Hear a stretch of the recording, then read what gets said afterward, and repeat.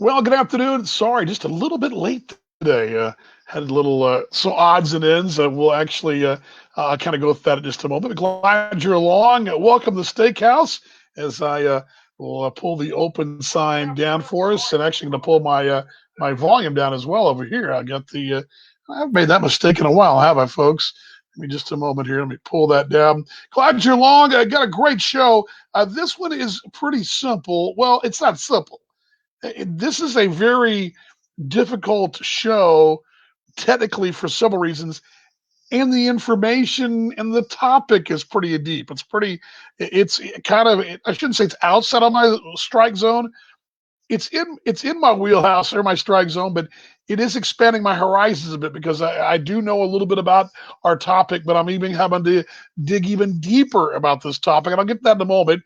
Bring the open sign down here, and then of course the steakhouse is open. Glad you're along. Again, a little different today. If you're joining me right here on Facebook Live, you're catching me on my channel. Now, here's the deal. Please feel free to share this. Please feel free to chime in and tell us what's going on as well.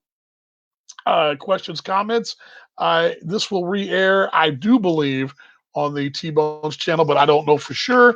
And then also, I will have this another round of this show on Twitter and Periscope in the next hour. So once this show's over, I basically will roll right into show number two, basically doing 2 times a day, 2 shows a day, experiment with some different things too, trying some different things and trying to not only improve the T-Bones coverage, but my coverage and just spreading more of our information around here. Of course, no real change as I bring down the graphic here, no real change as far as news in the association. As a matter of fact, the hot stove is no longer hot. It's gotten some very almost cold embers, if you will. I mean, it's ice cold. It's been doused with water. There's not a lot going on for anyone. The T-Bones have 25 players under contract for 28 spots in spring training. I'll get that stuff in a moment. But on our show today, it's loaded. I got your Wednesday's Wisdom, which I'll start that off with a little turn back the clock, so to speak. It's Wednesday's Wisdom and a little historical flashback. I'm kind of playing with the name a bit. Wednesday's Wisdom. I don't want to use Page from Baseball's Past because that's Eric Nadel, the Rangers voice, does that. But I'm coming up with a name of this Wednesday's Wisdom. It may just be old school Dan. I don't know. We'll think of something, but it's a segment that's evolving that'll come to our radio and video broadcast this season in the American Association. So I don't know why I'm not getting your comments here. I'm going to pull up my chat over here on my phone though, so I can get you guys and get to what's going on here. If you'll give me just a moment. One of the things you get to do here is to produce on the fly. There we go. Hello, Cheryl and others out there. Glad you're along. Okay, the main crux of today's show is going to be the KBO Crash Course. It's my first ever Korean Baseball League Crash Course. Now, I like to think I know a little bit about baseball in Oceania. I've only spent parts of 7 years in Australia, a legal resident of the great land down under, and having traveled through the neck of the woods that is Oceania, Japan, Korea, and Hong Kong, Taipei, that area.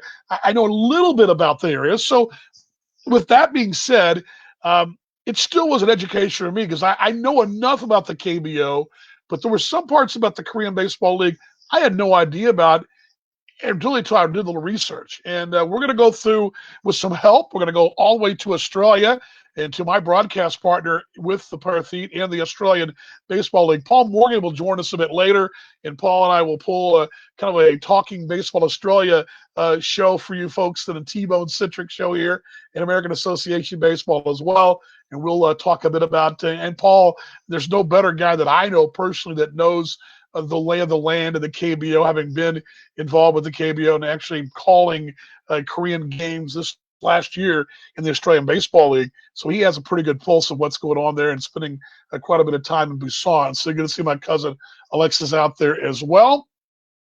But anyway, that's the show today. It's very much because again, the reason I thought about this, I'm and coming up next week. By the way, Tim Costello will join us from the Grand Prairie Air Hogs. Roy Morales is set to join me next week on the show. We'll have at least two guests. This week, though, because of the ESPN doing this whole KBO thing, it's the only game besides the Chinese Professional Baseball League in Taiwan, which I've talked about that as well. We'll give you a little bit more of them as well coming in the coming weeks. But the Korean League really is considered probably the third best league in the world. Major League Baseball, Japan, and then it's kind of between AAA in the States and then perhaps the Korean League that's kind of in that top three. And for a country that is known, only has 70 high schools that play baseball in the entire country, to have a feeder system of young Korean baseballers and be able to provide a 10-team league is pretty impressive, not to mention an 11-team feeder system in the minor leagues there. So 21 professional baseball teams at a pretty high level over there. Pretty impressive. We're going to get to that a bit as Ryan Heights and there's my mom as well. We'll get to that. Paul will join us from Perth as it was a stormy conversation from Perth as I pulled the curtain back on that as well. A little bit of a storm surge over there in the great West. But we'll get all that. First off, Wednesday's Wisdom today, as we will jump right into it. And we were talking last week a little bit. I'm going to find my Wednesday's Wisdom graphic. There we go. Don't you love it? There is a way, and I'm looking to do this summer when we get the season going. There'll be a T-Bones intern that'll actually do this for me instead of me having to do it myself. But that's all good. So Wednesday's Wisdom here from this seat to yours. I've talked a lot about Babe Ruth last week and the last couple of weeks, just trying to mirror the 1918 season with what is lying ahead of the 2020 season. Now, of course, back then, 1918, he had no satellite TV, no Instagram and Twitter and Facebook. So a lot of the news didn't travel as fast, right? In the pandemic at that time, it really kind of kicked in the spring of that year in the States. It really started in the Midwest. And a lot of our servicemen took it over to the trenches of World War I. If you know your World War I history, that's the real final kind of crescent of the war to kind of gets to its crescendo as the armistice would come around in late October, I believe, of that fall of 18. Baseball, though, was going through a bit of a flux. You had a lot of players a lot of teams were decimated by the draft at the time, the military draft. That we talked about how the Boston Red Sox at Babe Ruth's time, his very early years in 1918, lost 11 players off their major league roster to military service.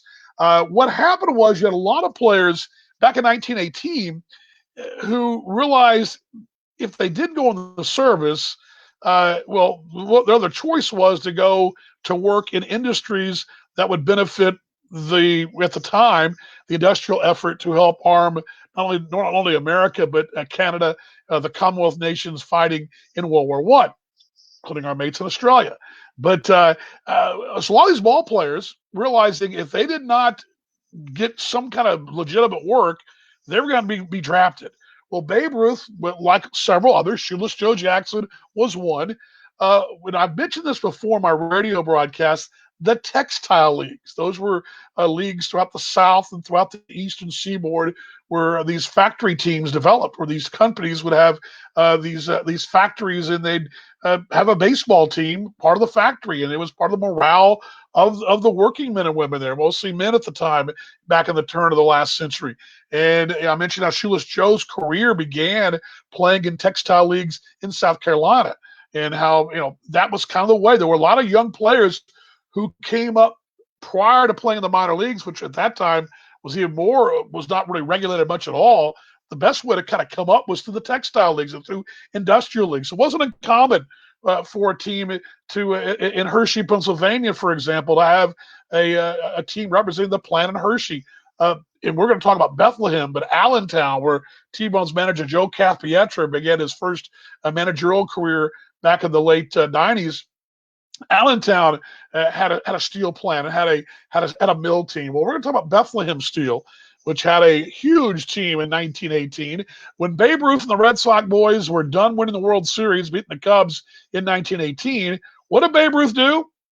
He went and played baseball to avoid the draft by playing in an industrial league. But the thing was, you had to have some kind of job at the plant. So these guys would go work in the iron and steel plants in Pennsylvania and play baseball on the side. That's what they did. And they were actually contributing to the war effort by working there in industry, helping arm the country, and also playing baseball on the side. And it, allowed them to continue playing baseball, and also allowed them to help the war effort as well.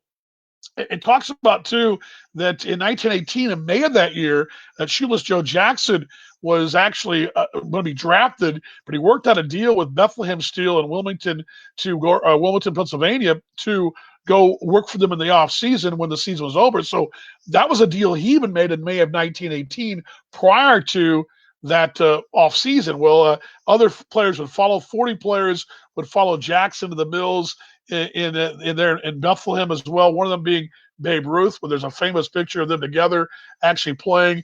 The story goes, Ruth and company would go on to win the Steel League Championship there in Bethlehem in 1918, winning the series 3-1. It was a 3-game playoff that was the Steel Mill World Series in 1918 was actually what the case was.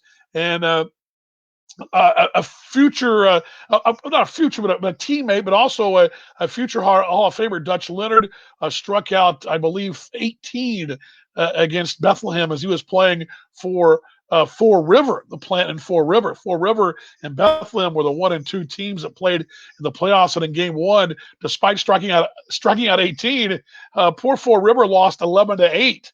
A slugfest despite having 18 strikeouts. So he was there, feast or famine. I don't know how that's even possible in a modern day box score, but think about it in those days about how those kind of numbers put up in ball games. But some of the major leaguers that played in that league that year, Fred Anderson, it was a big New York Giants in 1918, a big star for them in the 20s. Patty Ballman, who hit 378. Stan Bumgartner. These are all turn of the last century guys. Walter Hulk, Cy Seymour, Dolly Stark, George Twombly. Those were all pretty famous names, baseball cards in 1918. Those are all guys that played. And again, Babe Ruth, as I mentioned, and also Shoeless Joe Jackson. When the season was over, you're thinking, okay, this is a pretty good thing, right? They're going to keep playing baseball in this industrial league in 1919, 1920, right? No. Once the pandemic disappeared after the 1918 season, in the winter of that year, the steel mill leagues continued, but the big leaguers went away. The big leaguers just played that 1 year in 1918, and to help aid the military effort, and B, to not to have to go through the draft.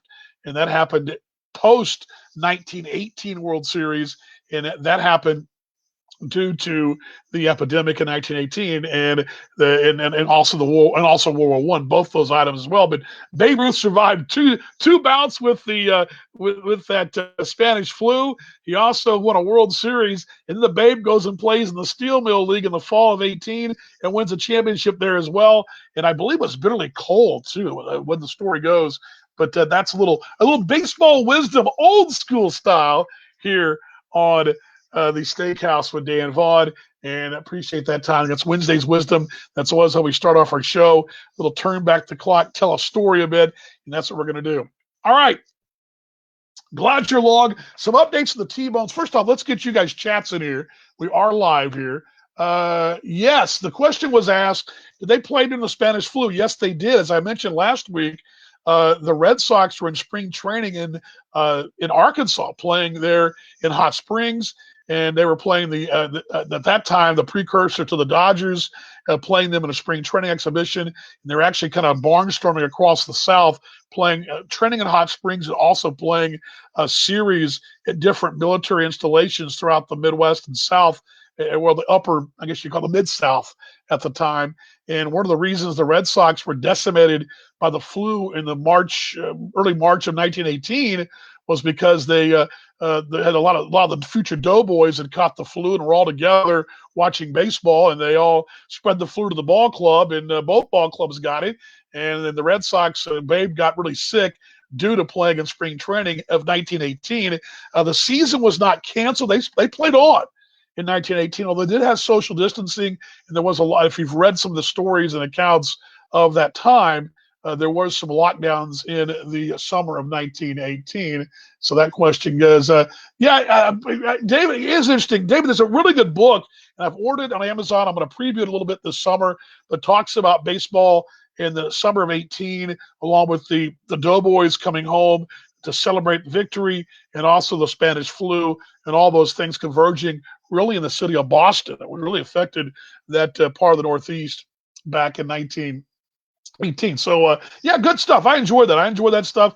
It's I'm kind of paraphrasing the story here and not to kind of telling it like old school, but it wasn't actually. You know what? I meant to pull these up, and I can do it real quickly here. Just a couple of items that came from doing some research. This came from the a museum there in Bethlehem, Pennsylvania. Let me see if I can get that on the screen for you a little bit better. There we go. You can see a better shot of those wool jerseys of the Steel League, the Bethlehem Steel in Pennsylvania back in 1918. That's a display there at a museum there in PA. But cool one right there. And here's one of the team. This is the 19. I believe this would have been the 1916 team, I believe, of the Bethlehem Steel Boys. Look at those old school wool jerseys. And they'll be pretty warm in October, but can you imagine playing the summer, even in PA, in the summer in those wool jerseys back in the old days? It would definitely get your attention. And then this one right here, the final slide that I want to show you, it will show the steel mill right there in Pennsylvania right there. So some ideas of what things look like. There we go. Good shot of the steel mill in Bethlehem. That's circa 1918. That's what they would have been working. Babe Ruth had been working there. Now, some of the story goes that Babe Ruth wasn't a real hard worker. He was more shows up at the plant about 4 in the afternoon. Hey, boys, how you doing? Shakes everybody's hand. And by that time, even though he was still his young part of his career with the Red Sox, not yet part of the big Yankee clubs, baseball was still followed heavily in the newspaper. And so he would have been known, maybe not by face, but by name. They would have known who he was by reading the sports pages of that time. As back in those days, pre ESPN, your worldwide leader was your local sports page. That's where you got your information from and your box scores, and that's where legends were originally born. So they would have recognized him, and he would hold court there at the steel mill before he would go and presumably do his short shift and then go about his business. So that's today's Wednesday's Wisdom, little Babe Ruth right there for you as we bring that slide for you down as we talk baseball here. The show is The Steakhouse with Dan Vaughn, talking a little T-Bones as well. I mentioned not a lot to talk about as far as T-Bones news.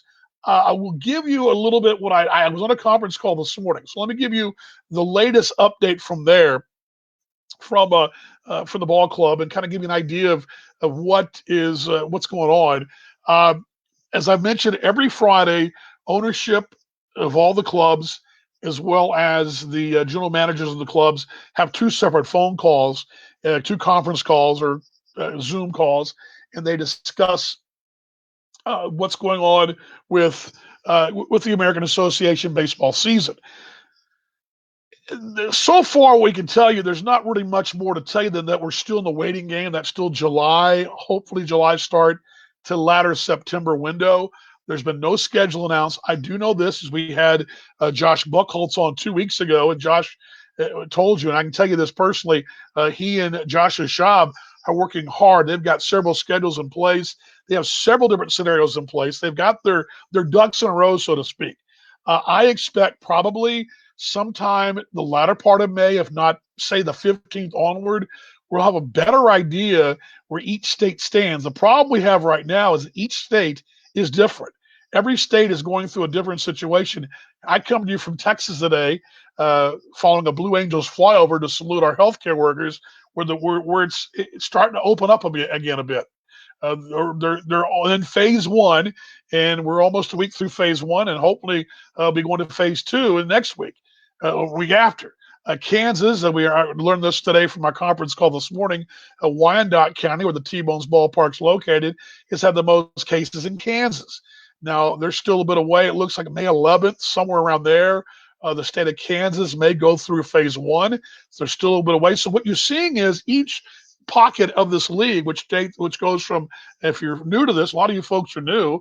A lot of my friends watching on my personal channel, no idea what the T-Bones are and what we do, but the American Association has 12 teams from Winnipeg and Manitoba down to Cleburne, Texas, and all points in between, including some major markets like Chicago, Kansas City, the Twin Cities. Those are all big areas, and each of those areas is different. And in Kansas City's case, 2 states, 2 cities. It tricks them even more so. So all that being said, there's no news is good news. But it seems like to me, if you read the tea leaves, you read what's coming out of Winnipeg. I read that yesterday evening, the Winnipeg Sun, that the ownership in Winnipeg doesn't feel really encouraged right now. And it's because they're the only team in Canada. Canada's laws obviously different. It's always, and I mentioned this last week, it's always a challenge for our clubs in the States to cross the border and go into Canada, even on a normal year. What I mean by that is, to cross into Canada via bus or by car, you cannot enter the country with any kind of misdemeanor. If a young man had any kind of misdemeanor when he was 18 or 19, and even though he went on in life and wasn't didn't serve time, even just the slightest little misdemeanor could prevent them from entering Canada. That's just for an American. Doesn't count that they don't recognize certain countries visa wise, and that's all fine and dandy post 9/11. So what happens is, even on a normal year, it can be a challenge. You have to have these guys cleared to go. You have to have we all have to be cleared to go to Canada with the team. Now, flying is a different story, but we all got to be cleared. We got to send our passport numbers, names, and details in advance to the Canadian border there in Pemberton, North Dakota, crossing into Manitoba. We actually got to get off the bus and be checked and all this. And we just think they visualize it, but they make sure 24 players, 5 staff, bus driver, everybody gets vetted crossing in and out. So it's a challenge. And if you've got one player not on your roster that's doesn't have his passport, he ain't going across. I mean, it's different times we live in. So it's already a challenge to go across to Canada. My guess is, and I'm just guessing this, reading the tea leaves, reading what has been written, that there may be a challenge to play in Canada this year. Don't know for sure. I hope not, because I want to go to Winnipeg. I want to see my mates up there. And I think it's great for our league. Winnipeg's a great place to go. But what I'm trying to tell you is the league has got several plans in place, however they go about it. I mean, they're not just going to say, okay, this is the only option they've got. Again, Josh Buckholz, who is the executive director, and the president, Joshua Schaub, and the league owners and the league GMs have done a lot of due diligence here. They're prepared for any scenario. I mean, if Canada's border is shut, they're prepared. They're prepared for whatever's going to happen. So those pieces of good news for today. There's no announcement as far as anything else but that's really what's coming from the American Association as far as updates, as far as playing. Everybody's waiting around. We're all waiting to see what's going to happen. But I feel confident. I'm a prayerful guy that this is going to work out. It's what I do for a living. It's what I do. It's not essential, but it's what I put food on our table with, is being involved with the T-Bones brand. And I just hope to goodness that that's going to happen and that we do play baseball. And if you're a prayer person like myself, then I would encourage you to say one for the American Association, because we definitely would like that. Put it that way, okay? But that's really the update from there. But questions, comments about the league, I'm right here to answer those for you as well. Next week on the show, I will have we'll bring you Tim Costello, his angle from Grand Prairie, and Roy Morales from Puerto Rico. Let's see here. This brought here. Remember that? Yes. Yes. I'm reading this. I'm going to read this. Let me pull this off the screen, guys, real quick, so you all can see me a little better. This is where I need a director to direct, but I'm reading the screen here. Yes, remember, some players had to stay home due to various things. Remember, overnight delivery of passports to a player who could not cross without his passport. That was yes. A few years ago, the American Association played interleague with the Can-Am League. Now, the Can-Am League has since merged with the Frontier League, but that league does have, let's see, Ottawa was in the league at the time, Three Rivers, Trois-Rivières, which is right outside of Montreal. You had Quebec City. You had three teams. There's now two teams in Canada, I believe. Or am I missing one? But they're all but you have to cross over. And yes, and I can tell you this story too, Donna. This happened when I was in Gary with the Railcats. I actually had to drive across the border, players across the border with me because their passports were late. So the team went ahead from Fargo. The Gary South Railcats went ahead. They overnighted these passports were just the visas that had just gotten cleared in Chicago. They overnighted them to me the next day. We weren't going to get them in time to go with the team after the ball game. So we went back to the Fargo Holiday Inn, myself and three players. I believe they were both two Colombian and one Venezuelan, or the other way around. And they got their passports. And they FedExed them to us the next morning. We got them the next morning. I rented a car there in Fargo and drove them across because they couldn't cross. We had a starting pitcher who was going to pitch 2 days later in two bullpen pieces that couldn't cross over. We got them there in time for the game the next day, but we did not cross the border until sometime the next day in a rental car. But that actually happened. They have to overnight the proper visa and passport work. So yeah, that's happened before. There's also been a time with Gary where I watched the Railcats actually have a player who did not pass the Mountie or the Border Patrol there in Canada, the border guards muster, and he could not cross. That's happened before as well. Was left behind. The team went on. So that's all happened. Very good stuff. Thank you very much. Brendan, good to see you as well. Mike Martin, good to see you as well. Clinton Crosby, good to see you, my friend. Always good to see your smiling face. Okay, it's a special today, a special show. This was going to have a lot of production value, so you can bear with me here as I do a little, again, doing the your own directing. But it's there it is, folks, the Korea Baseball Organization, KBO. And a lot of you folks know this because ESPN has dove headfirst into the KBO. It's legitimate baseball, and they've dove right in. And as a matter of fact, this morning I got up for a men's group meeting online at 7, and after my morning walk, there was the last 3 innings of the LG Twins and the KT Tigers playing their final 2 innings today. And it was on ESPN2 this morning, and in front of no fans but cheerleaders. And we'll get to all that in a moment. But good to see a couple things as well. Let me put these on the screen. I'll get that. But by the way, questions, comments, please. I'll get those out for you as well. So fire those away. Shout out from CJ and Alex from Las Vegas. Cheers, buddy. Yeah, Vegas is quiet. You know what, Clinton? It's probably like you and I going. You and CJ and I going. CJ and DV. There you go. CJ and DV hitting Vegas together. That shut the whole place down, wouldn't they? It's probably they think we've come through town, mate. But Clinton living out there in Las Vegas and wishing him well. And his son, Alex, who is one of my favorite players in the league. He probably remembers that story about crossing the border with Dan having to drive players over a couple of years ago. He was on that club as well. But back to the KBO. Yes, it's here. It's what everybody's kind of into. And suddenly you've got and I follow the KBO from an arm's length. The Hanawa Eagles, I followed the last couple of years because of a dear friend of mine is pitching for them, and I'm going to talk about him in a moment. And I've watched enough KBO, but not where I'm watching every day. But I check the box scores every couple of days and the standings, once or twice a week to kind of see how things are going. But all of a sudden, it's renewed interest in the KBO, big time renewed interest in the KBO. And we're going to go through and kind of give you my crash course. I'm going to pull my script out here because this one, there were some things that I had to dig in and myself and kind of like, I didn't know that either. So let's give you it's the crash course. It's DV's crash course here on the Steakhouse. And I'm going to tell you about the Korean Baseball League. It's a 10-team league. Now there's an 11-team second-tier league called the Futures League. It's it's basically the minor leagues, and each one of these teams has a team in the Futures League, plus there's one extra kind of co-op team. What I found very interesting indeed, is that in Korea, there are only approximately 70 high schools that play baseball in the entire country. Now, granted, it's not a very big country. The Korean Peninsula is split in half between north and south. But I thought it was very interesting. only 70 high school baseball programs in an entire country.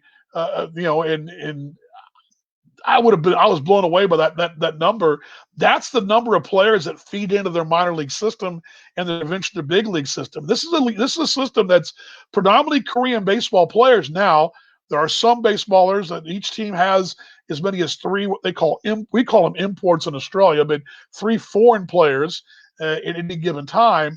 And we will go through those rules in just a moment. Maybe my light just a second there, but 9 of the 10 teams are named conglomerates.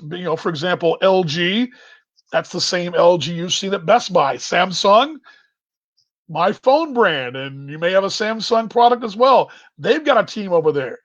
You've got Kia Motors has a team as well. And so all these conglomerates, all but one team in the KBO is owned by a major corporation. So what it gives you is, for example, let me give you a couple of examples here.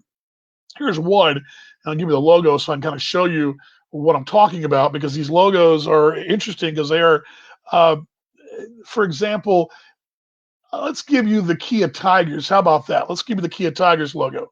And the Kia Tigers, they're not based in a town called Kia. They're based in a town called Kwanzun. They're not actually in a town. There's no town called Kia. It's the actual.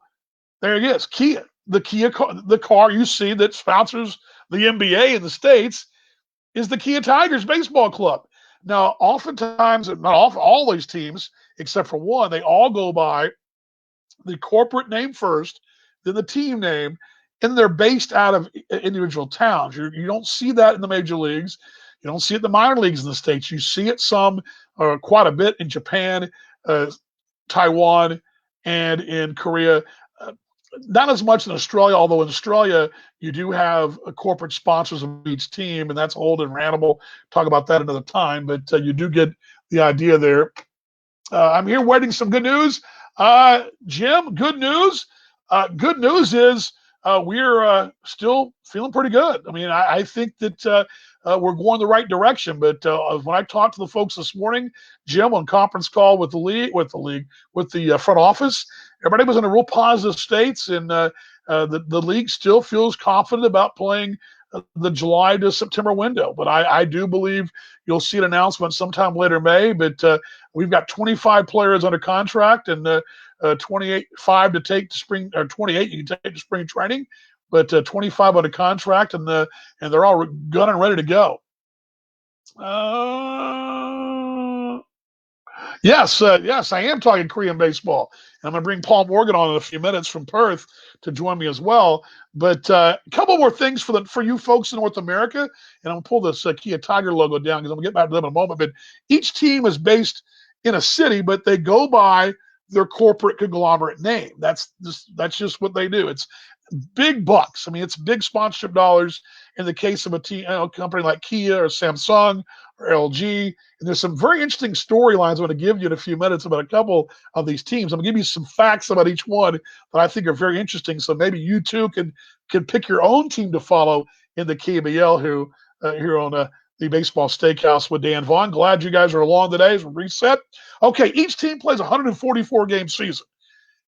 A few less the big leagues, 162 for the big leagues, 44 more than the American Association, but about what you'd play in it's about what you play in Japan as well. But Japan's 144 as well. Each team plays every other team 16 times. So you've got a 10-team league. You play 16 times, but there is no division structure. It's no division structure. They have a very similar playoff format that the American Association has, except for take the division champions out of it. Your first place team gets the big bye onward, and they have 4 more teams make the playoffs. And traditionally, that's how they work. And we'll talk about the playoffs in a moment. Designated hitter rule, it's universal. There's no pitchers batting. It's all DHers, all to go. There's no pitchers batting, no pitchers bunting or anything. It's 9 tough outs, folks, just like the American Association. Extra innings. Here's one for you. Now, you might like this, you might not. Baseball purists may say This is crazy. I don't want to do. I wouldn't want to do this. But if you're a baseball purist, you may think I'm crazy. But traditionally, the baseball games a maximum number of innings they can play before they can declare an official tie. So what they do is in 2008, 2009, I believe it was in 2009, they had a 12 inning limit. So once the game got to 12 innings, you were still 5-5 or 0-0. That was it. It was a tie. Japan does that very same rule as well, by the way. Yep, and you make tie ball game, and that's the way it works, folks. You burnt your bullpen out, but oh well. The good news is you're not playing some 18, 19, 6-hour marathon, which we did in Winnipeg a few years ago, but you're still playing extra innings to a certain degree. Now they don't do the international rule tiebreaker. This is during regular season baseball. Regular season, they do this. So 12 innings, and they go, that's it.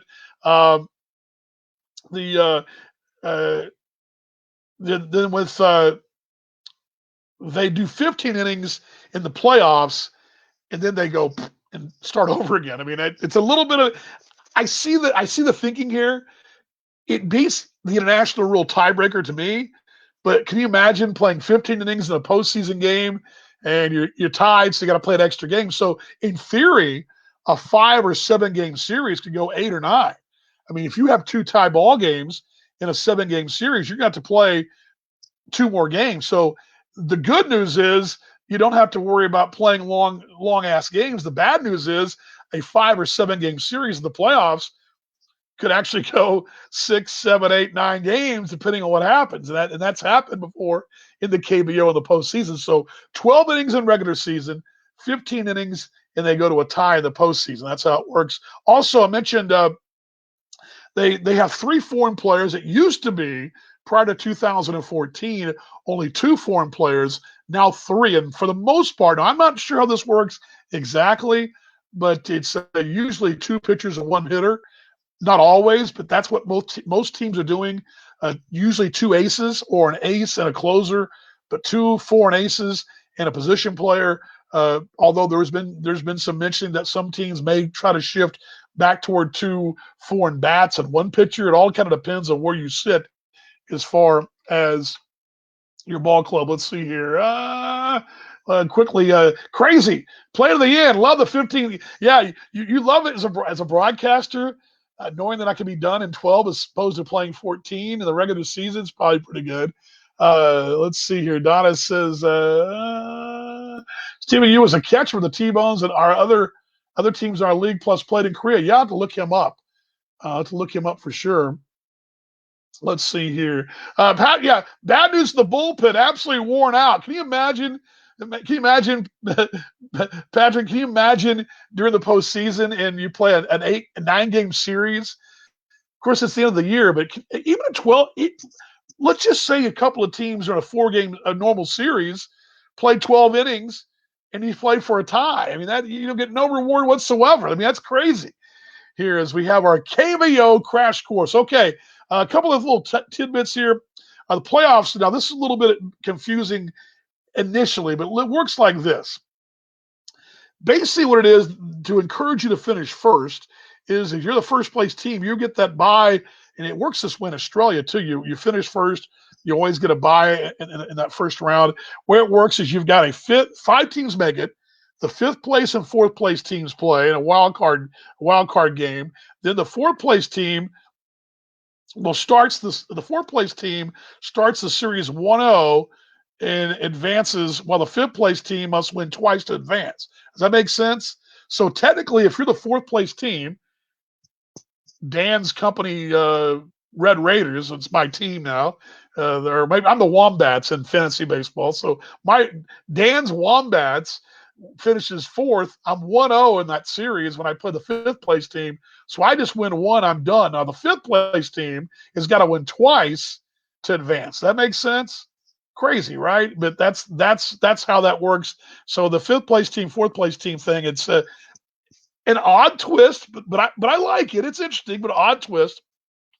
Semifinal, the wild card game winner plays the 3rd place team in a best of 5 series. Now, of course, that could be a best of 7 if the teams tie. Again, that could be.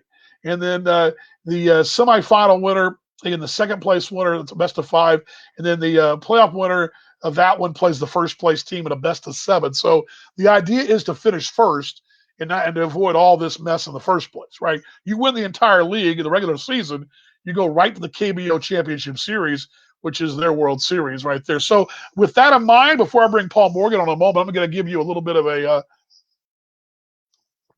quick little rundown of each team in the KBO. And I'm going to give you, starting off with the Doosan Bears, and I'm going to bring you their logo here on the screen as well. And probably the most generic cap. Their cap's pretty generic, but it is just a generic D. But there's their logo, the Doosan Bears. They're out of Seoul. Club was founded in 1982 as the OB Bears, the Oriental Brewing Company, as the original owners of the Doosan Bears. They've got 6 championships, original 6 teams that were founded in 82. This league began in 1982, by the way. 3 titles in the last 5 seasons, including a sweep last season of Kowloon, and other 2 seasons they finished runner-up. So they've been in the finals 3 titles in 5 seasons, and they've been in the 5 straight Korean Championship Series. How about that? They were the first team founded by a brewery, as I mentioned, and they play the Jeonsil Baseball Stadium, built in 82, seats 25,553, and they share it with the LG Twins. They're in Seoul, of course, Seoul, the capital of South Korea, but that is the Doosan Bears. There you go. Doosan Bears is your first team to meet here on this baseball KBO crash course. Let's jump right into the team I follow the most, and a team I'm very fond of. It's the Hanwha Eagles, because of my dear friend Warwick Saupold. I'm going to show you him in just a moment. Waza, as we call him in Australia. He's an Australian former Detroit Tiger. Waza plays the Hanwha Eagles, pitched a complete game shutout 2 nights ago overnight. Hanwha 86, it was their first season. They've got 1 championship. They've kind of been the lovable losers, but they probably had the most Chicago Cubs-like fan base. Think of the Cubs fans prior to the World Series in 14. Think of the Cubs fans 10, 15, 20 years ago. They're very much those kind of fans. They're hardcore fans. Their team scuffled over the years. As a matter of fact, the Eagles are probably, by most prognosticators in Korea, to finish probably in the cellar this year in the KBO. Most folks think they're not going to be very, they're a lot older and don't have a lot of youth and just kind of on their last legs. But their fan base is very, very fanatical, and they're very proud of their fan base. It's one of the more colorful fan bases around. Some of the best game presentation. It comes from the KBO and comes from these folks as well. Originally called the Bingray Eagles from 86 to 93. Their 1 playoff appearance, they lost the first run in 2018, was their first one in 12 years. I'm sorry, their last playoff appearance was in 2018, was the first one in 12 seasons. Prior to that, they were in 7 out of 15 playoffs, but never won a championship except the one time back in the day. Former Tiger ace Warwick Saupold. I'm going to show you him as well right now as we pull that up for you. Love producing on the fly. Don't you love this? Dan producing on the fly, as we will show you. This would have been Waza yesterday or 2 days ago. This is the final out for Saupold in the KBO. So I'll pull that up for you guys and give you his final out there in the KBO. This was coming from 2 nights ago. 첫 경기부터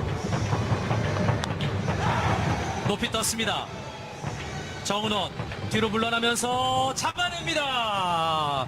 2020 시즌 KBO 리그의 공식 개막전 한화 이글스와 Here we go, as Warwick Saupold has the complete game shutout for the Hanwha Eagles. And you may have noticed, if you heard in the background, the drum beats, boom, boom, boom. Let me pull that down as well. There we go. You may have heard the drum beats in the background, boom, boom, and some chanting. You saw no one at the ballpark. Where their cheerleaders are still on top of their dugout, their mascot, still banging the drums, having fun. And Paul Morgan's going to talk about that when he joins us in a few minutes.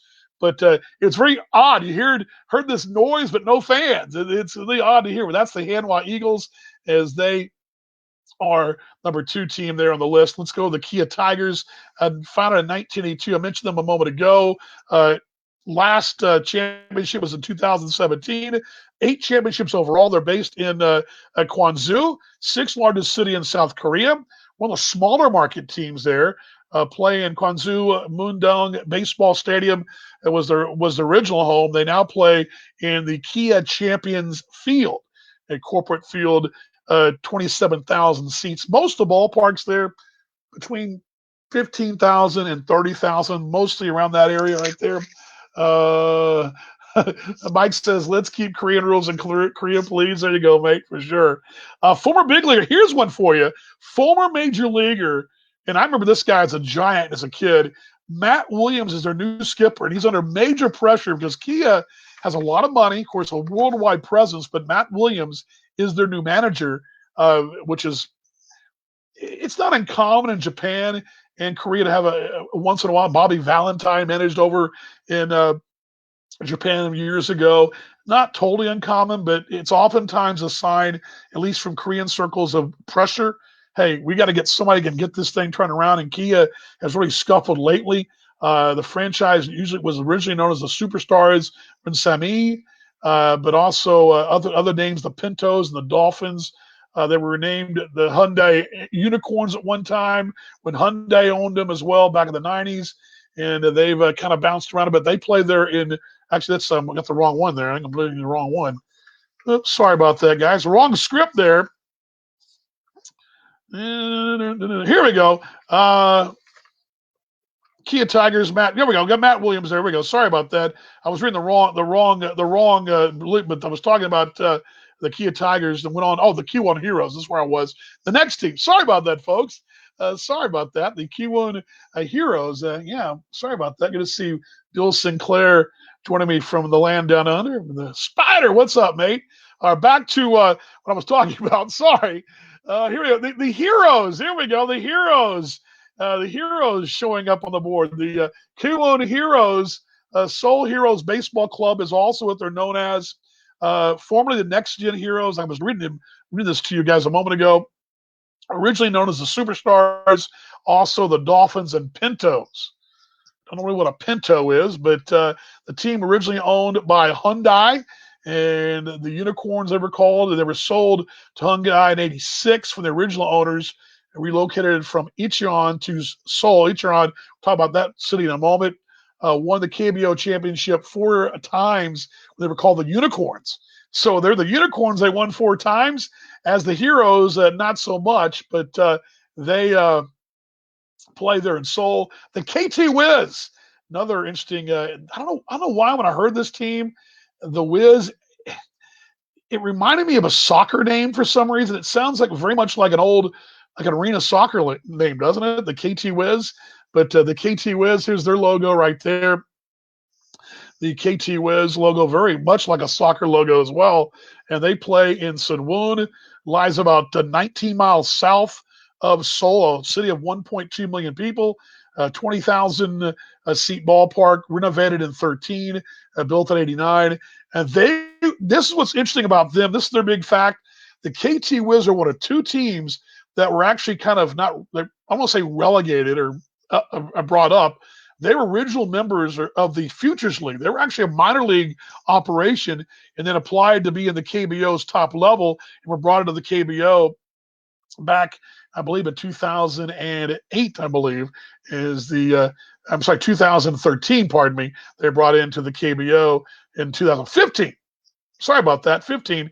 Ballpark renovated for 15 in 2013, but they were members of the Futures League and brought up there as we talk Korean baseball here on the Steakhouse with Dan Vaughn. Glad you're along as we were talking about the old KBO, and we're about to halfway through it here. Next team that's probably the team I would say as many Americans know about this team because their name. They probably have heard of them, probably not, but it's going to be the LG Twins. You may have seen them on this morning. They were playing on ESPN2 this morning. The LG Twins, the LG Corporation.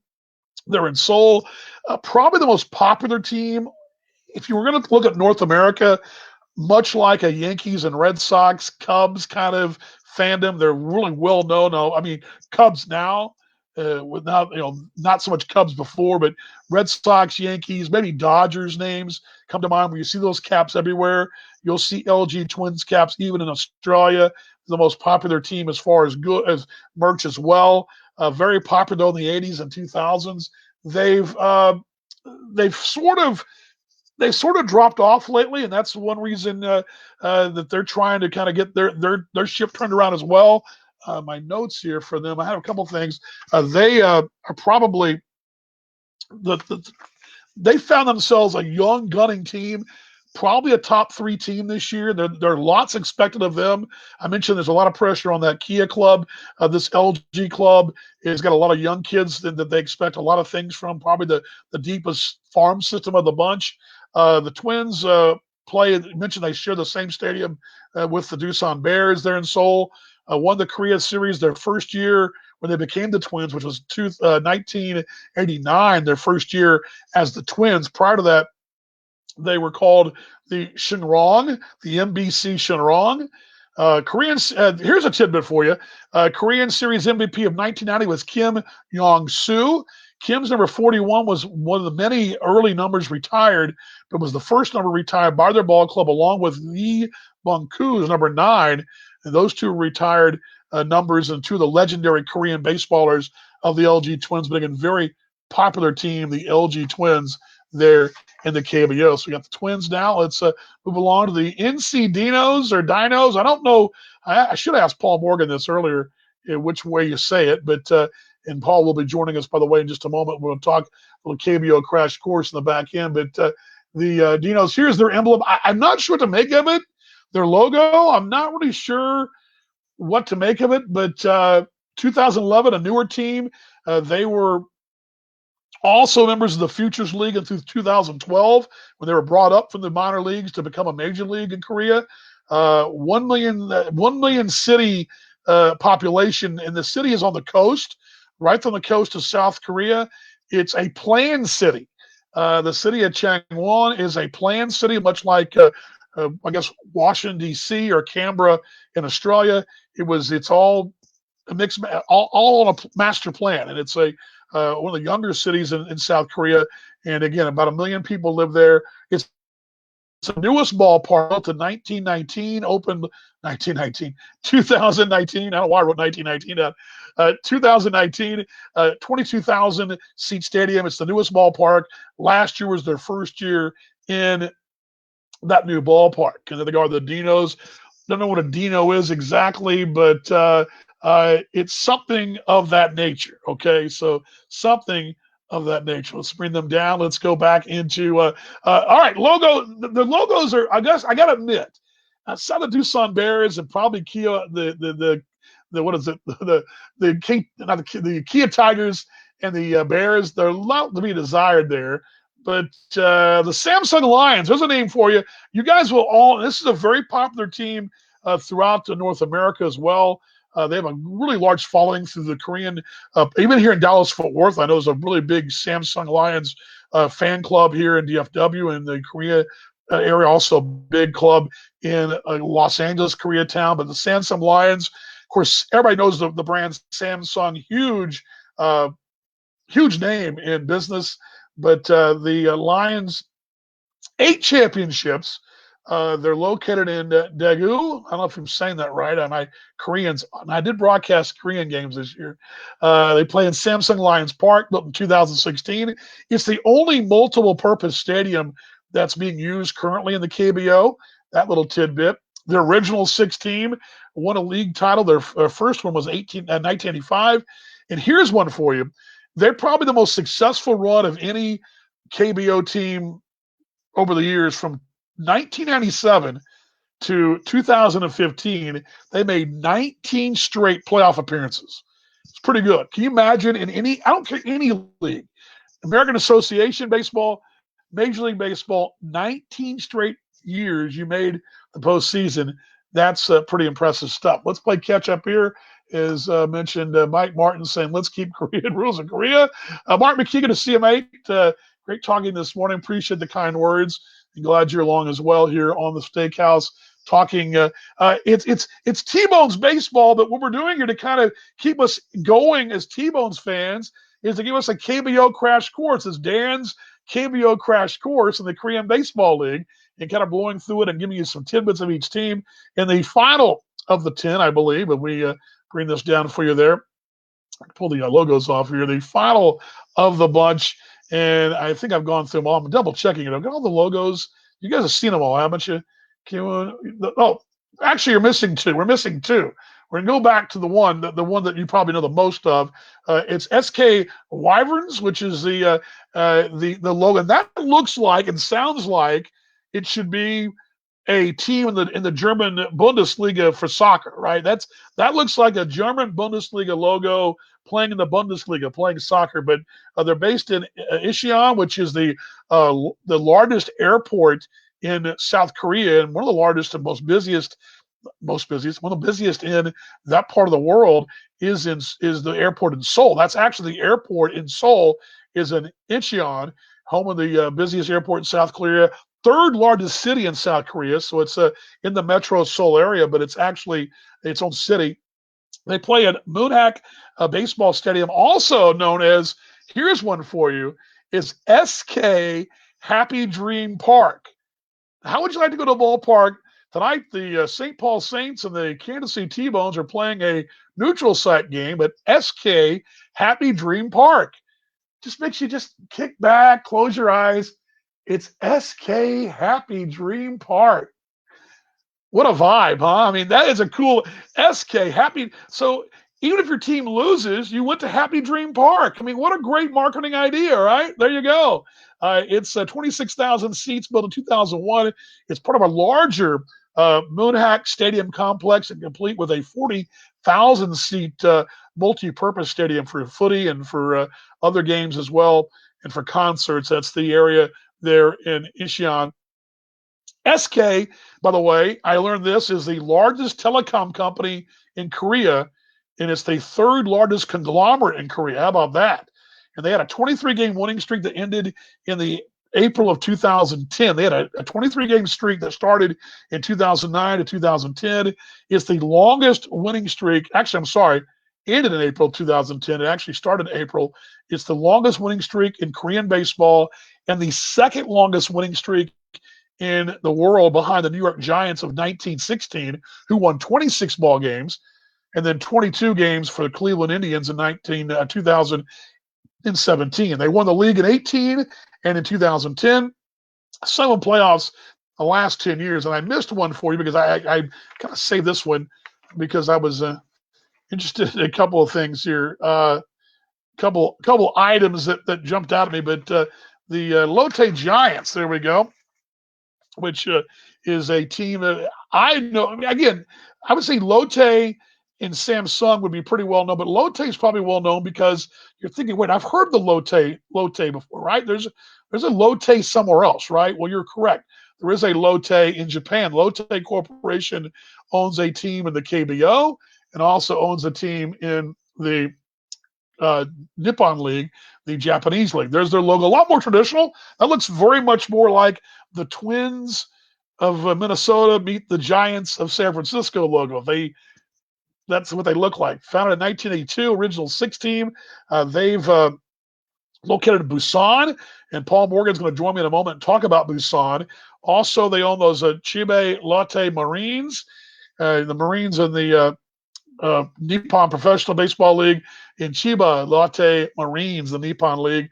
Lotte is over 90 businesses that employs 60,000 people in such diverse industries as candy manufacturing, beverages, hotels, fast food, financial services, chemicals, electronics, construction, publishing, entertainment. All that and more. That's what they do. Lotte is talk about a classic Korean company who sponsors a baseball team. They do it all. What do we not do? They do it all. They've got companies all around the world.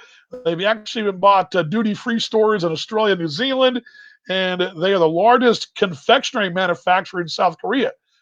Chances are, if you have a candy bar in South Korea, it came from a Lotte industry. Hank Conger, the former Angel, Ryan Long, and Larry Sutton, all major additions this year to the Latte organization, all working in the front office. And Conger is a bench coach as well, a former Angel with those Giants. Again, 3 championships and founded in '82. One more tidbit, I got to find this here for you. One more funny piece of items before I bring in Paul Morgan here. But there was one somewhere. I got to find this little tidbit. It was, oh yes, the Hanwha Eagles. Here's one for you.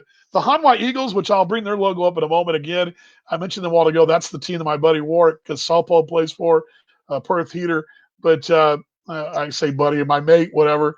The Eagles logo. I pulled them back up again. This is a funny one tidbit as well. I left this out, but the Eagles organization, you know what their conglomerate, the Hanwha Corporation, you know what they're known for? What their first business was? They originally were called the Korea Explosives Group. That's what they did. Their company began by making explosives. That's what they did. And now they've expanded from explosives to all kinds of stuff. So how about that? The Korea Explosives Group. They really got a legitimately a banging start, if you will, back in the day. They haven't done so much since then, winning only 1 championship. But there you go, the Hanwha Eagles right there. So it's Dan's Crash Course on the KBO. Hope you guys are enjoying it. Yeah, Mike, how about that? 19 straight. That's Detroit Red Wings stuff, yes. I don't think, is there anybody in the NFL that's done more than 17? I think the record in the NFL is 17. But all interesting stuff right there. As I'm pulling a couple things off the screen here, but bear with me just a moment as we'll go now, and I'm going to join. I thought about this. I have some contacts internationally with Korea, and I actually called the Geelong-Korea game in Australia this year with Paul Morgan, my broadcast partner I'm going to bring on in a moment.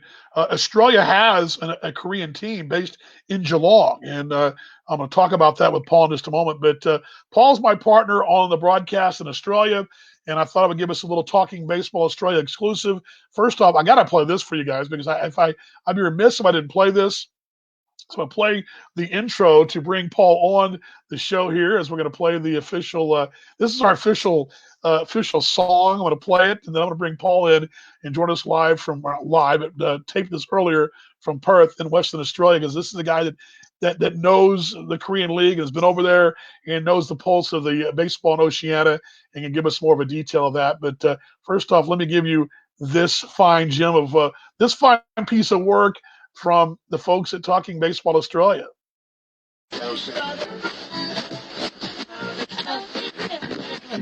It's Talking Baseball Australia. It's baseball updates you'll really love. The MLB and ABL news you want. With Paul Morgan and Dan Vaughn. It's baseball's best mate all year round. From the batter's box to the mound.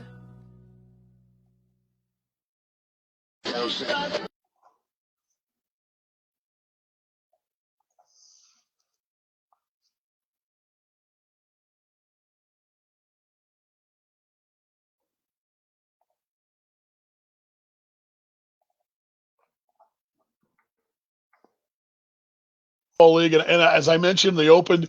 I can think of no other guy that I know personally besides maybe a former big leaguer Warwick Saupold, who would know as much about baseball in Oceania, Australia, Japan, Taiwan, and Korea than my broadcast partner over in Australia. Of course, the one of the voices of the Perth Heat, also the co-founder of the logo you see there, Talking Baseball Australia, the one and only Paul Morgan. He joins us in Perth. And first off, how's the weather for the Americans in Australia? How are things over there? Is it summer or winter? What's going on? No, the bit of wild weather in the West DV, so it'd be a rain out today. I actually had to pull the curtain back. I'm wearing a Yankees jumper, which is not my team of choice by far, but kind of winter hit, and I was in the shops the other day, and my daughter, of course, is nearly 7, missing baseball, and she loves the Yankees for whatever reason, but I feel I failed as a parent there. But anyway, she saw this jumper, and she said, she said, "Look, Dad, it's a Yankees jumper. You should buy it." And I was like, well, "I really don't want to buy it," but turns out it's really quite warm. So, but that just wanted to pull the curtain back just to advise, the people that would be tuning in from Kansas City. I am not a Yankees fan. However, it is quite cold today as winter's approaching. There's storms and rain and whatnot here, but so just felt I had to clear that up first, DV, before we launch into a bit of Korean baseball. Well, just north, well, not just north, but if you look at the globe, of course, us Americans all think that it's a block from Sydney to Perth, which obviously it's a lot further than that. And it's just a hop, skip, and a jump to Tokyo. But in reality, you guys are on the same side of the world, although north of you guys is the Korean Peninsula. And boy, that South Korea plays some pretty big baseball. Of course, we've always talked about Japanese baseball, but now with COVID-19 and the CPBL going, the KBO suddenly gets center stage with the ESPN deal as well. As a baseball guy, are you like me? You're kind of glad to see something being played on TV? Well, what's interesting is because, for those who don't know, the west coast of Australia is essentially like with an hour's difference here and there. It's on the same time zone as Japan and Korea and also Taiwan.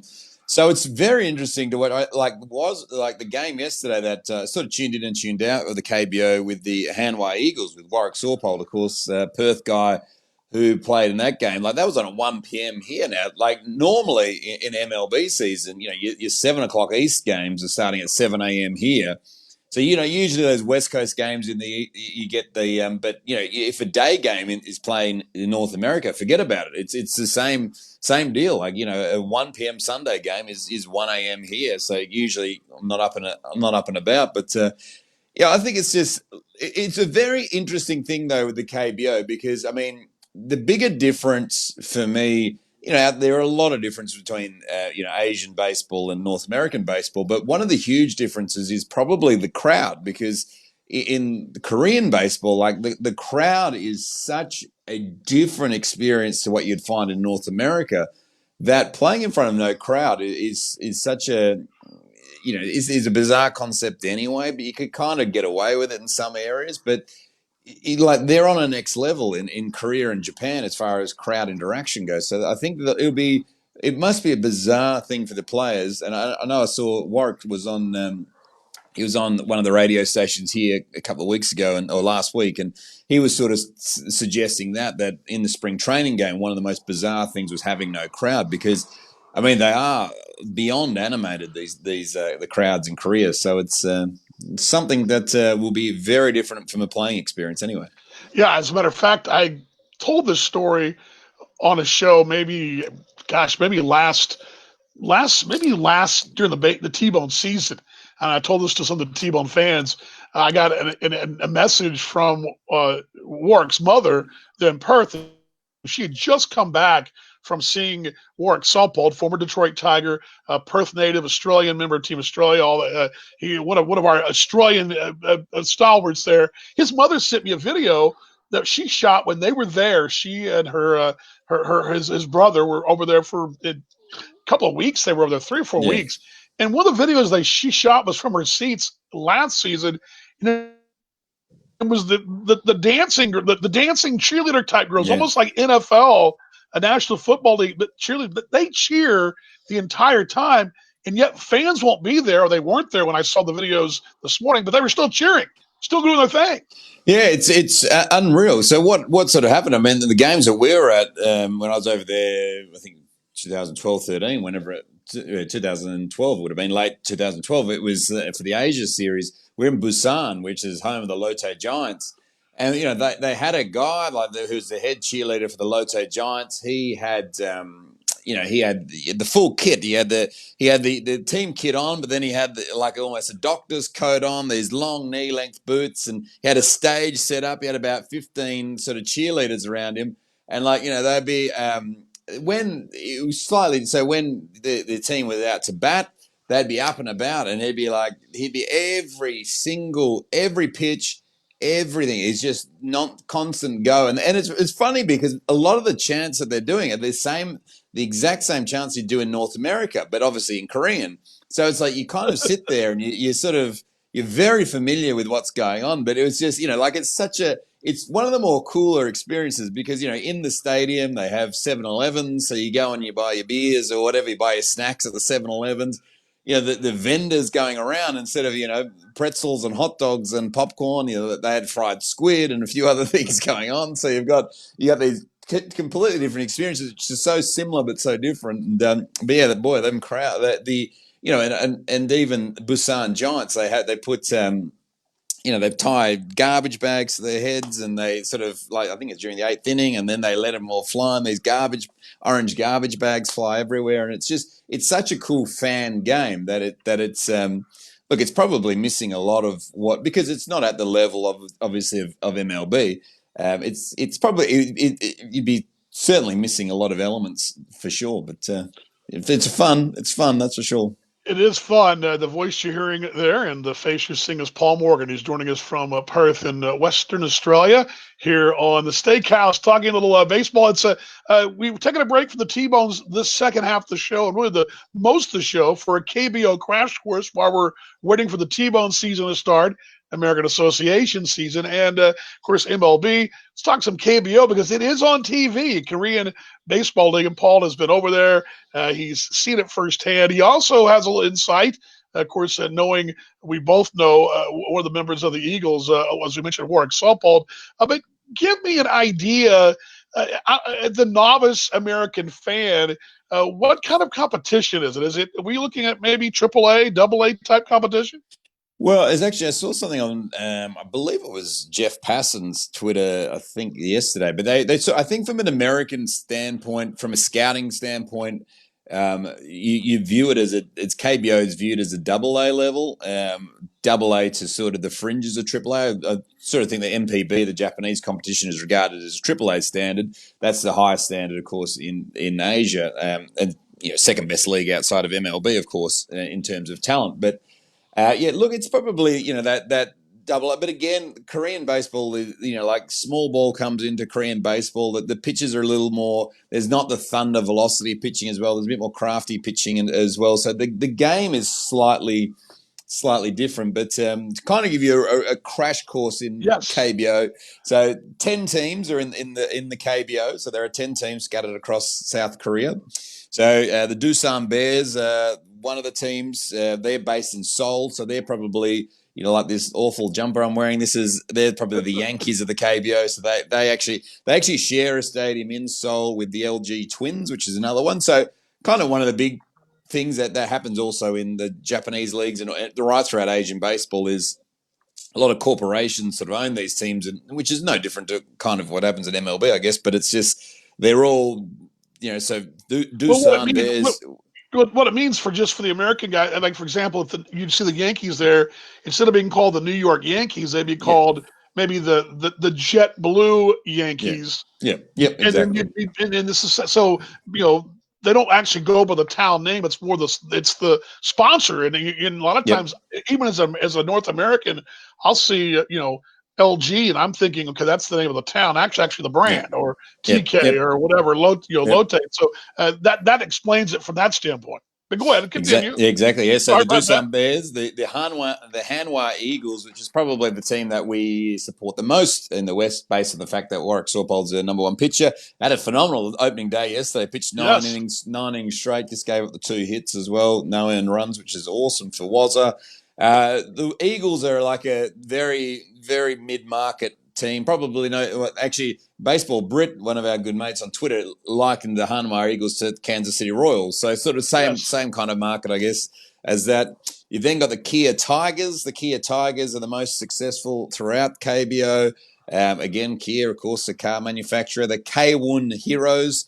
So they're the only one. They play in a dome, and I think it's the Gecko Dome, the Sky Dome, which is where Team Australia played their recent Olympic qualifiers as well. So that's they're one of the few domes. The KT Wiz, which what a team. There you go. They've got all the logos up there. DV, the KT Wiz. They're the new kids on towns. They've been there since 2013. The LG Twins, of course, they're up there with Doosan as well. They're in the heart and soul of Seoul, so in the biggest market in South Korea. The Lotte Giants are the teams that I also have a bit of a soft spot for. They were the ones that Got to spend some time down in Busan. Beautiful part of the world if you're ever in South Korea. Beautiful stadium there as well in the Lotte Giants, the Busan Giants. So Lotte own a big hotel and whatnot around there, which is I think they own some casinos and a few other things as well. So a big player in town, but they're a pretty good team. They wear the old San Francisco Giants colours as well.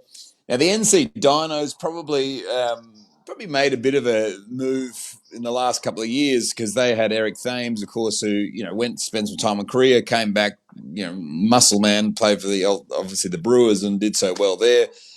So they picked up a few picked up a few in work mode, picked up a few fans through that. And then sort of the last two teams, the Samsung Lions. Now, these guys were hugely dominant when I was over. They were one of the teams. So when I was there for the Asia series, there was the Samsung Lions and also the Lotte Giants who represented Korea. Then there was the Yomiuri Giants, the Tokyo Giants who represented Japan, and the Flamingo Monkeys represented the CPBL.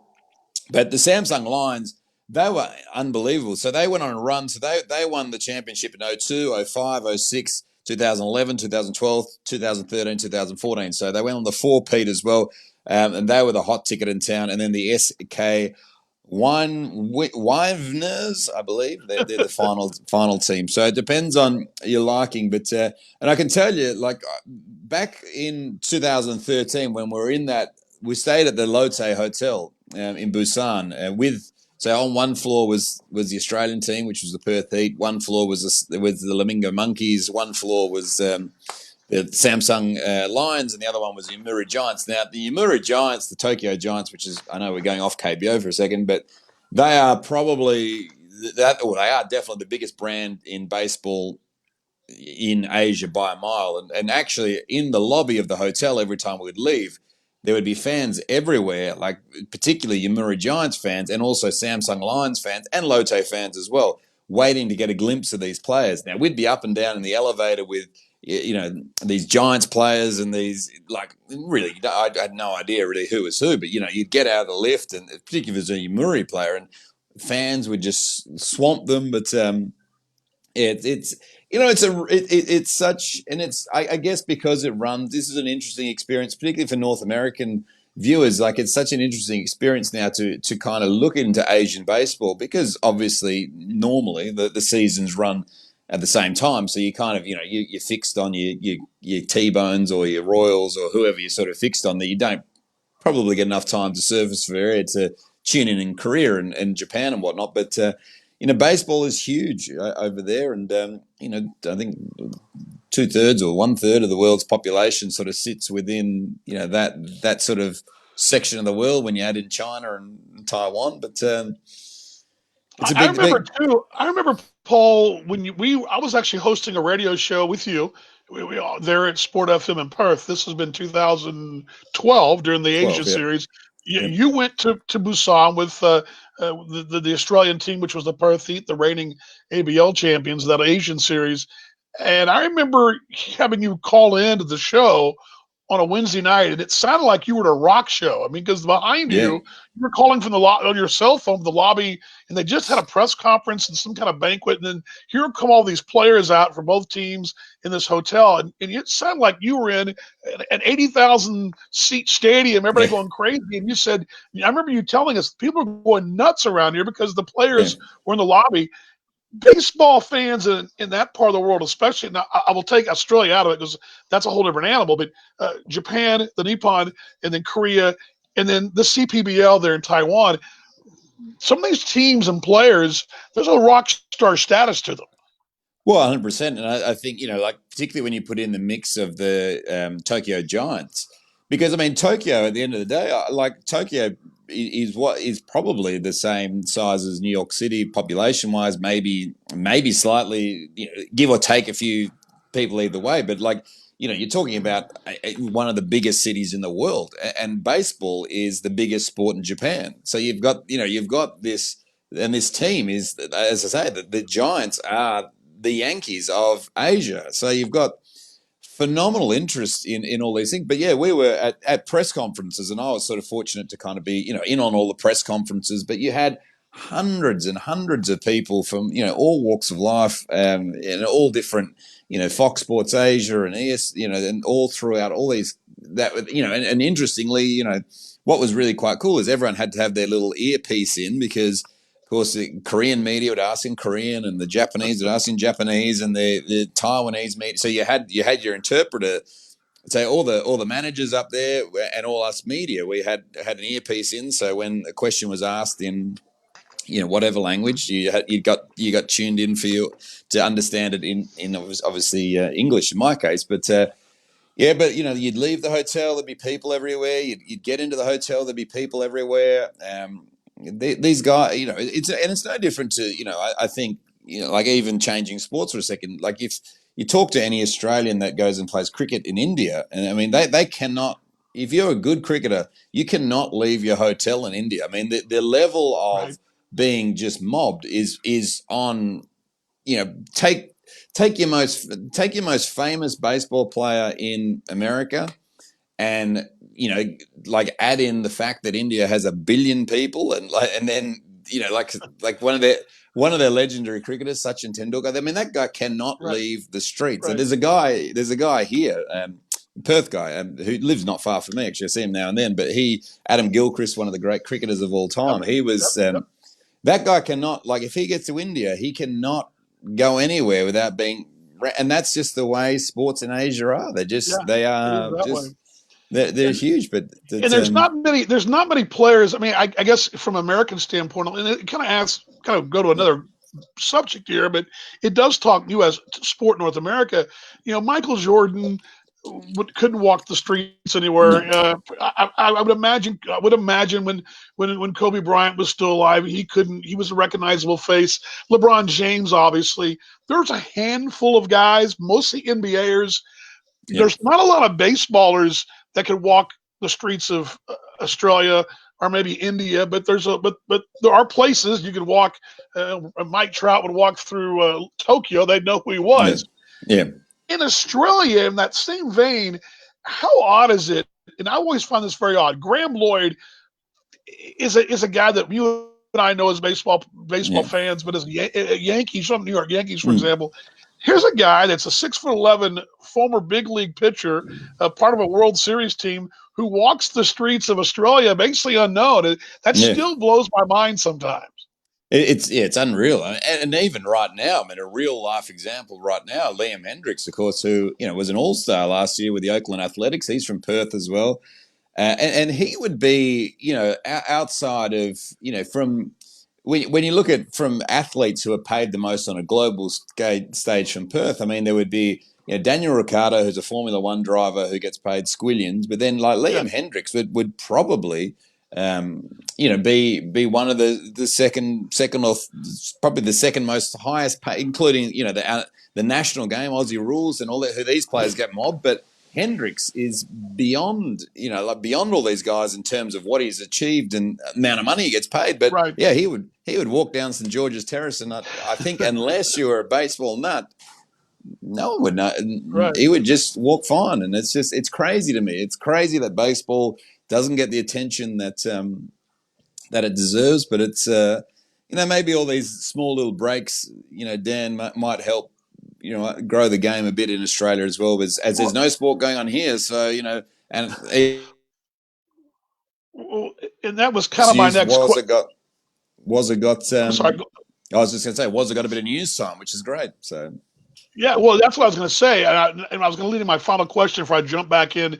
As Paul and I have been broadcasting together in Australia for a number of years, but I do find it interesting, especially from where this part of the world, where I just look at the globe. I'm looking strictly as a global thing. I look where Australia is located, and it's the same. You got three pretty big baseball countries in Japan, Korea, and Taiwan that are all with relatively. I'm going to say close. But you're in the same neck of the woods. It's like Venezuela plays baseball, in so does the United States. They're in the same neck of the woods, not next door, the same neck of the woods. yeah. I guess my thing is, what do you attribute it to from your standpoint? Why maybe Australia's behind trying to catch up to play at a level that Korea and Japan are playing? I'm not sure because I think, like when you look at Australia from the national team point of view, they're ranked 6th in the world, which is, like incredibly high for a nation that really doesn't have anywhere near the resources as majority of countries. But look, I think this year you saw a couple of years ago, I think you've seen the Doosan Bears spend some time in their spring training over in Brisbane, over in Queensland. This year you saw the LG Twins spend some time in Adelaide. I know a team like in Perth, like if they upgrade the indoor facility from batting cage perspective, you'll probably get a Korean team come here, which can Sure, only benefit. But look, it's like I'm with you, Dan. I think we sort of from a baseball standpoint, the punch above the weight. But I just think like baseball's biggest problem in Australia would be no different to like even though like obviously soccer is very popular in the US, but I mean soccer's kind of always pegged against NFL in a way, but I know they're sure, kind of opposite seasons. But NFL is always going to be the US's biggest game, I think, right, and that's the way it goes. Like cricket is always going to be bigger than baseball, and that's just the way it goes. So I think it's small wins, but it's guys like Liam Hendricks, and even in Korea now, like it's sure, guys like Wazza sort of. Creating those stories. And look, to me, and I've said this to you all along, I think once people realize that, they can they can be pretty good at baseball, they can have a good pathway, they can go to the college system in the States, get themselves an education, if then they get picked up, and then, you need to see some guys start making it. Then, when you put it into Australian dollars, when, Major League Baseball's minimum wage is around, 700 odd $1,000 Australian per year. I mean, minimum wage. I mean, you start talking the money side of baseball. And I think that's the best angle to grow it here, in my opinion. But that's always been my opinion. But people don't like talking about money, Dan. So it's still no, a well, taboo. It's still a it's taboo the root of topic. all evil, right? It's the root Yeah, of all that's evil. it. It Back is. to the KBO, just real quickly as I wrap things up with you. But do you enjoy watching that? Well, one reason I say this because first off, Korea sent a team, and they're planning on sending one again next year and down the road to Geelong, Victoria, which is what, an hour and a half Yep. southwest of Melbourne on the coast. Geelong is a very big AFL Australian rules football town.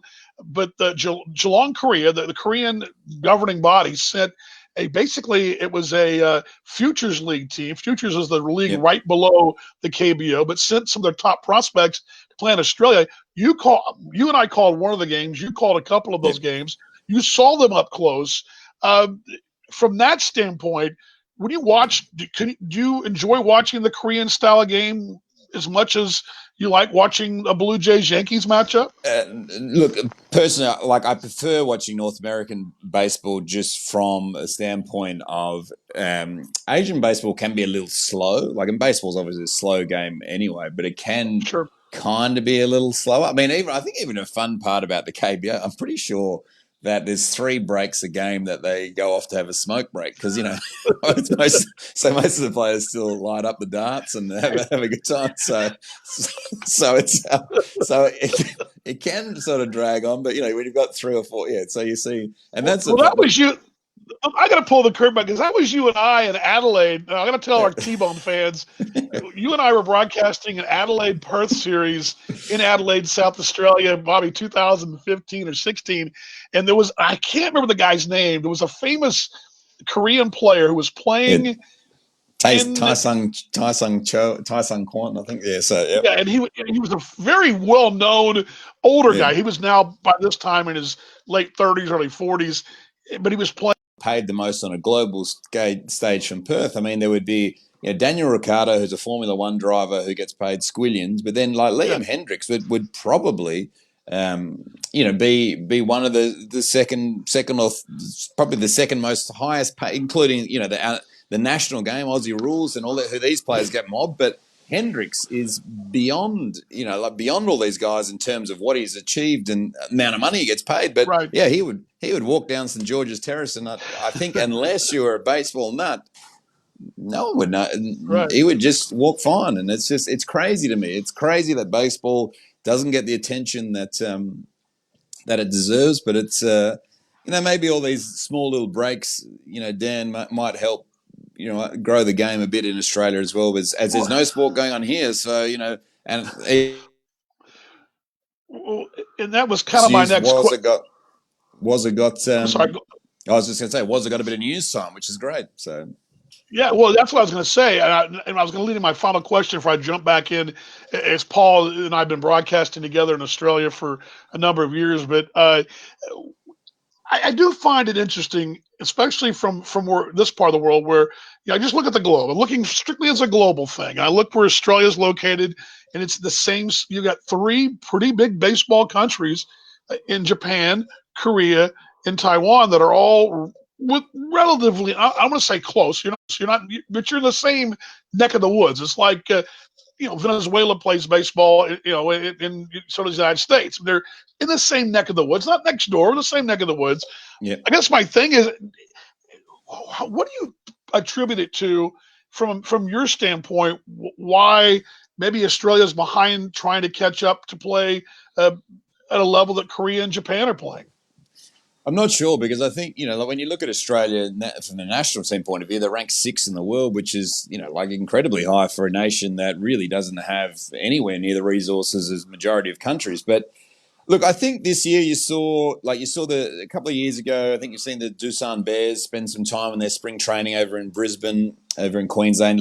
This year you saw the LG Twins spend some time in Adelaide. I know a team like in Perth, like if they upgrade the indoor facility. There he is, Paul Morgan. Appreciate him joining me here on the show. I'm glad you guys are along with me as well. And great stuff right there. Awesome stuff. Appreciate him taking the time. Again, he's got the pulse of baseball and Oceania and the world game, and follows it as well as anybody I know over there. There's several others. Brian, good to see you out there as well. Uh, the question, Brian, asking, isn't cricket big in Australia? Yes, very big in Australia. Although I'll give you this little bit of a story because I want to get this thing done. We've gone way over today, and I need to get to at some point get to Twitter. But there's a group or not a group, a league called the Big Bash League Cricket. Brian, it's because cricket tends to go real long. They've got 3 and 4 day test matches, which will go. I mean, when say for example Australia plays the English and what they call the Ashes every so many years during the holiday, and those matches will go on for days, and they'll take tea breaks. And honestly, unless you're really a cricket fan and you're a longtime cricket fan, an older fan, it's a lot like being a traditional baseballer. If you're an old school baseball guy, the younger fans don't always relate to us older school guys, and so they've tweaked things up for us. The major leagues have done some things to speed the game up. Well, in cricket, they realized that they were losing some fans as well. They went to a new format.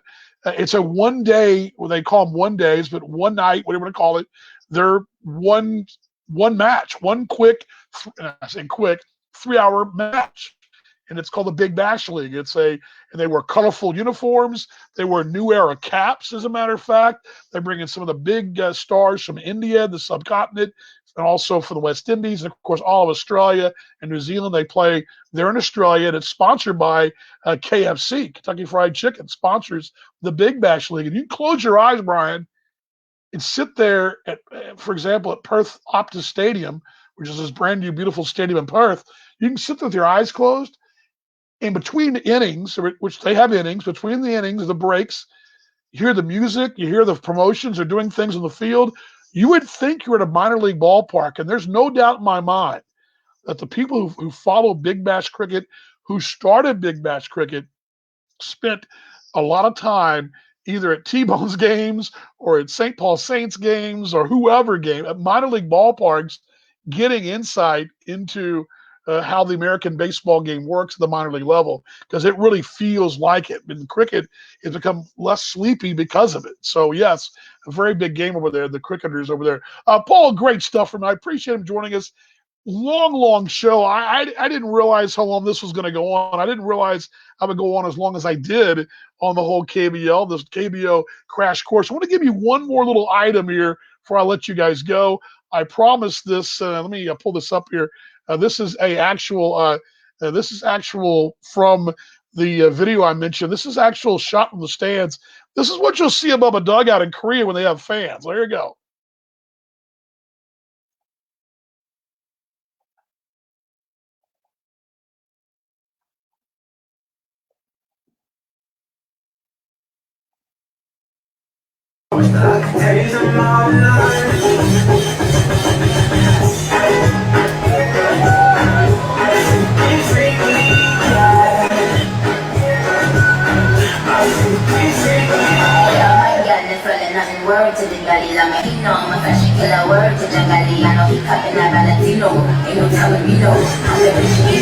Folks, is